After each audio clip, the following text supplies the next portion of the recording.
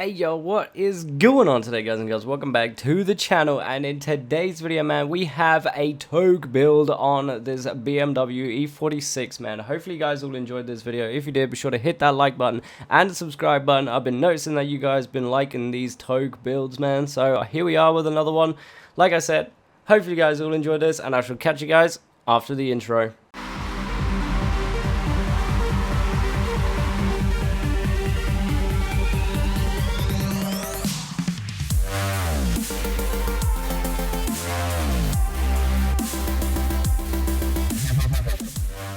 Alright, so here we are, man. I've just noticed on screen this car looks a little bit blue, but I assure you it's not. It is a very, it's a purple color. But you know, you can see it's, I don't know, I suppose it's like a kind of a darker purple. I do apologize about the lighting on my videos and everything like that. Unfortunately, I can't fix it. I've tried everything, I can't fix it. But anyway, enough about all that. We're going to go ahead, jump straight into this build here. We have 354 horsepower with 378 newton meters of torque, running at 1,449 kg of weight, man. Now, this thing grips to the road and she dips, man. Let me tell you, this thing is very, very quick. I love this car. I love the way how this thing feels, the way it's been built, everything like that, man. This thing feels insane. But anyway, real quick, obviously we are sitting with a stock powertrain swap. We haven't changed the engine at all.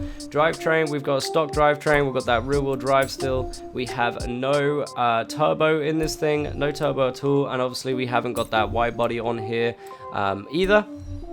Moving on now, we have obviously no aero on this thing, I don't think. If you want to put on the street bumper, then that's completely up to you, but obviously I want to keep that stock look for it. Obviously we can't run the Forza aero, man. I'd love a lip on this car without any aero, without the unlocking the downforce for the Forza aero and everything like that, because obviously we are running a Togue build with strict rules of no Forza aero. So obviously we cannot run that, so we've got the stock bumper on here. Same with the wing as well. We've got it completely stock. Obviously, if you want to run the Rocket Bunny slash the BMW Motorsport wing, then that's completely up to you. Obviously, you can't run the rear race wing.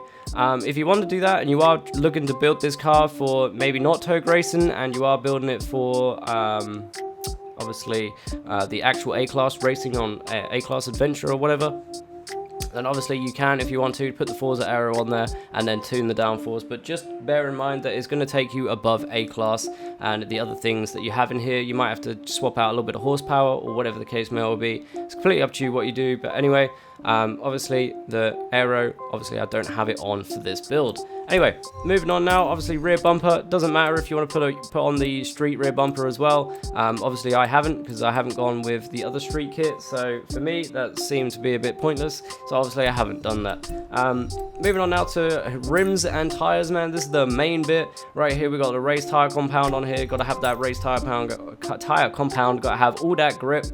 Two 55mm front tires as well, with the rear tires being a 305. Moving on now to rims. Obviously you can run whatever rims you want, as all same with the rim size. I don't think I haven't. There's no rim size been changed with my car right here, so I'm running stock rim size. However, I am running the max track width on the front and the max track width on the rear. Moving on now to the drivetrain. We've got the clutch, we've got the race clutch in here, we've got the race transmission, we have the race drive line, and we have the race differential. Obviously you want to have all that stuff in there to be able to give a little bit less weight and also to tune. Same with the performance and handling as well. We've got the race brakes in here, we have the race springs and dampeners. We have the race front anti-roll bars and the race rear anti-roll bars. Moving on to roll cage, we have got the race cage in here, obviously to boost up that kg a little bit more, and obviously with the sport weight reduction as well. I felt like the race weight reduction was going to be a little bit too much, and also as you can see there is now S116 if we have that race weight reduction in there, which means we're going to have to get rid of a hell of a lot of damn horsepower. But anyway, more power, speed is key, right? So we have obviously a little bit more, she got a little bit more weight in Bessie here. but we got that sport weight reduction anyway, man, which brings us to our A800. Anyway, moving on now to the engine right here, bro. As Forzathon Live comes up at the top, always helpful. We have a stock intake in here. We have a stock throttle body or manifold, intake manifold, if you will. We got we got a sport fuel system. We have a stock ignition. We got stock exhaust. We got stock cams and valves, stock engine block or displacement, stock pistons. We have a race oil and cooling, and we have that race flywheel. Now, obviously, if you want to, you could probably dip the flywheel if you want to. That's completely up to you. You can dip the flywheel and then maybe put in a little bit more horsepower. If that's what you want to do, then you could do that. If not, put that race flywheel in and then see whatever floats your boat, really, to be fair. Yeah, test it out. If you want to put more horsepower in it, test it. If not, then don't worry about it. Anyway, let's go ahead and move on to the tune. Alright, so here we are at the tune. We got 16 PSI on the front and 15 PSI in the back for the tire pressure. Moving on to gears now, we have a 4.10 final drive, running first at 3.00, second gear 1.96, third gear is at 1.46, fourth gear is at 1.15, fifth gear is at 0.96, and sixth gear is at 0.82. Obviously, we haven't got any golden gears for this car because obviously we're not drifting, so every gear is the damn golden gear, man. Obviously with sixth, I don't tend to get into sixth, to be fair, but it's just there just in case you need it. Fifth is probably going to take you all the way up to where you need to be anyway, but sixth, just in case you need it, is there and it is tuned. Anyway, moving on to alignment now, we have a negative 1.0 degrees in the front and a negative 0.5 in the rear. In the toe, we have a 1.0 degree in the front, and in the rear, we have 0.5. Angle for the angle caster, we have a 4.0 degrees. Sometimes I put this a little bit lower, depending on how much the car is oversteering, yada yada yada. But yeah, that's completely up to you. If you want to run it a little bit lower, then you can do that. If not, then 4.0 seems to work quite well with this car anyway. But anyway, moving on now to anti-roll bars, we got 5.05 in the front and 3.06 in the back.